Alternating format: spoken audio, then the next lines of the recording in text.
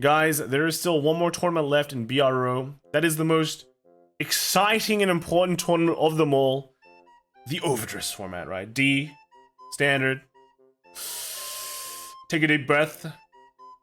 Get excited for Overtriggers. I'm trying a new camera as well. I think it makes me look a bit washed up. All right, very gray and dreary. So I think I'll swap back to my old camera, but I can use this for something else. But yeah, it's a bit of a test. It's a bit of a test run. Now we haven't done this Monday, Monday kind of video in a while where we look at Japanese results because we've been looking at English results. But yeah, Japanese results, they keep on going and big tournaments are back. We have VMC starting back up and they are running standard, and this is the last week we can look at set 3 results because next week onwards Japan has their new cards and they will be playing in set 4 format, which is also very exciting. I also want to play set 4, but we have to study and get ready for set 3. Alright, so yeah, just got released as well, so buy cards, right? Anyway, let's get started. 193 VGCS. We have here is a Loro deck, and this deck won all. I think this tournament just ran Swiss, so this went X050, I think. So yeah, Loro, we've been seeing Loro do quite well in this set 3 format. One thing is, this is not the standard list that we're all used to. He is running 2 30k orders, which adds some extra shield, but he's also running 3 of the grade 1. That's only 3k, but when it comes to play, gives 10k to something else. This allows him to put 10Ks on Laurel to hit higher power lines, make it harder to guard, has crit, has sentinel restrict. So yeah, kind of interesting tech. We've been seeing like 1 or 2 of these lists pop up once in a while, but the majority has just been old Laurel standard lists. So I think it'll be interesting to see which lists get chosen for BRO and which is deemed like the better list, right? Moving on, we have, everyone that went X1. Firstly, we have this Seraph Snow deck that can't play, guys. You don't have Makarite until set 4, so BRO, no Makarite. We got to think of another way to build Seraph Snow if you want to play it or not. Definitely still a very potent deck, but you can't get, it's not as free as it was before. We just, come into play, Solos 1, yeah, free 5k in the winning, right?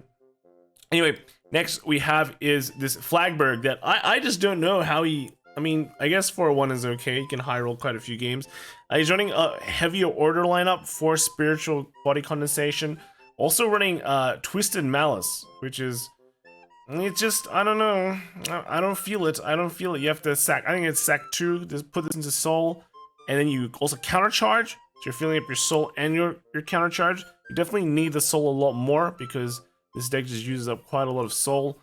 But what are you willing to sacrifice 2 cards to do that? Right? I don't know. I think it's a bit of a waste of a slot, but the other question just comes, what else are you going to put in a Flagberg deck? Because everything else is pretty jank, right? Pretty jank. So yeah, I don't know. I think this going X1, he got lucky, right? I think he got lucky in terms of like going into a big tournament like BRO with a Flagberg. If you do it in top, be my guest. Right, you'll be the hero of the stream. Do you want the kudos? You can take the kudos, right? But winning, it's gonna be hard for you, man. So yeah, good luck, right? Anyway, moving on to the more standardized decks, we got Bastion, and we can see Bastion. They've had some evolutions in set 3. They've played into Lagrill just to like get some extra reach. They've also added some, I think it's Divine Sisters, but they kind of replaced that. We're just going back to Dark Strain. Because early game boost is good, then you got your foul sauce for your later game boost, which is great, right? Which is great. Just make sure to keep on putting the pressure and slamming hard with this deck, and you'll go fine. The last deck in the X1 line is also another Bastion. Again, he's taken out the level 1, the grade 1 sisters, and just gone with your good old Kokobeel and Dark Strain. So yeah, it's just much more consistent, going like grade 3s everywhere or triggers. And it's fine. I think it's pretty good. So these are all the kind of lists that we've been seeing. Moving on, we also have another VMC. This was won by a straight up Bruce deck. This is the list that we've seen a lot of times. Again, I say, there's 3 Bruce decks. This is the standard one, and I think this is probably the one that we usually see the most topping. Though certain weeks things do change. But yeah, this deck basically just adds in Derek's, and it's pretty much good to go. Alright, pretty much good to go. Now, the weekend also had the Maru Maru VGCS, right? Maru Maru CS. This was a team one, and we have the winning team was actually Sho, which was playing Bruce, Yun-san, which was playing Roro, and then Kyon full stop playing Shaman King. Now, if you've been paying attention to the Bushido conference, Shaman King is coming out in English next year, but we don't know exactly when, I think. So just keep an eye peeled out for that, but it definitely won't be in time for BRO, that's for sure, right? Because they just don't have enough time to work for it. Now, the players in this tournament actually did post their results, and I think this is something that we really have to kind of look at, because I think it will say a lot about a lot of decks. So this is Kyon's result. This is his Shaman King deck. He was playing Yo, and plussing, you know, the Choco Love and all that stuff. Just the good stuff. Yo deck that just restands, puts on pressure. Yeah, pretty nice, right? Pretty nice. You can see that he kind of went pretty good, right? He went win. He basically won all his games until the last game where he lost, right? So I think he did fine. Looks like his team went 2-1,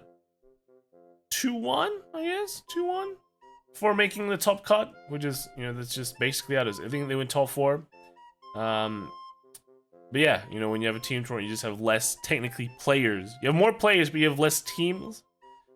You're going in teams, like you have to divide the play up by 3. So usually the rounds are quite lower. Now let's look at Loro, right? This is Yun. You can see that he lost all his games before top cut. And you might say, yeah, wow, that's he did poorly and he got carried real hard. Let me say that, you know, he might have played poorly. I wouldn't know. But it could be because this deck is not as good as a lot of people think it is.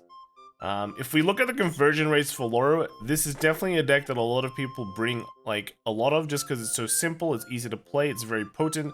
But at the same time, the conversion rates for this deck is actually quite poor, right? Bruce definitely has better conversion rates. It could be just because the better players are playing it. But it also could mean that they might know something that, like, on why Bruce is just, like, better at converting than Loro. And a lot of it just could be, you know, Loro is a very linear playstyle, and there's really nothing much you can do when you brick, right? That's just kind of it. So yeah, I think it's kind of interesting. He did go 0-3 in the beginning, but then kind of made it back by winning everything in the top cut. So that's how you win, right? And, you know, if you have a bad day, at least your friends are carrying you, you know? And then the last deck was by, is this, I think this is Sho, right? Yeah, this is Sho. They're just playing Bruce. We can see it's just another standard Bruce deck, running just your basic. We've seen this deck the entire month, right? Nothing really much to comment here. It's just nice and good, right? Nice and good. Moving on to second place. This one didn't have any pictures, so we're looking at deck log. But yeah, we got Roro. Right, Roro here again, seeing it do fine. Great deck. The other player was actually playing Meteor World, which is like a hybrid of, you know, you run meteors and the like eclipsing moonlight while, you know, running like Gravidia. It's just a nice solid deck. It's very similar to how Orphis plays, except now you have retires from the meteor. Gravidia also kind of on ride draws 2, because you can search your deck for 2 meteors and then draw 2 from that. So overall, I think it's a pretty solid deck. Very strong 3-attacker deck, and definitely something worth looking into.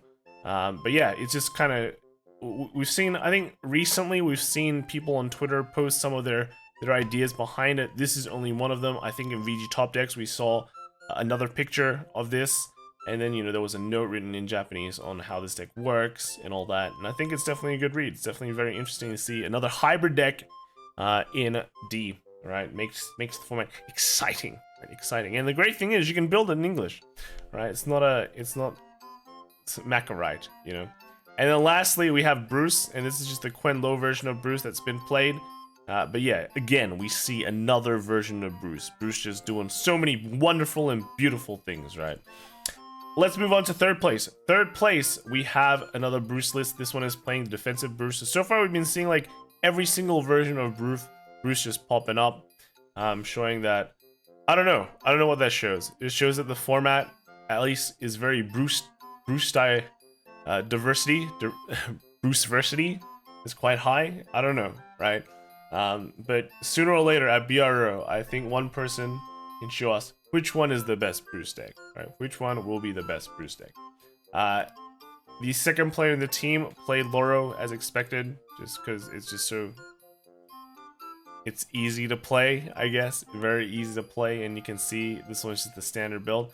And then the last one we have is another Shaman King deck. So, you know, Shaman King, two spots in the top cut. So yeah, it's definitely something. It's definitely something. It'll be very interesting to see the impact on this in the West as well, because it's technically a collab set that is actually pretty good, right? Pretty good, in my opinion. So yeah, that is basically the entirety of the Japanese list this week. Let me know what you guys think. Let me know if you're inspired to play Overdress now, and make sure to sign up for it in the near future. All right, peace, guys. See you later. Bye.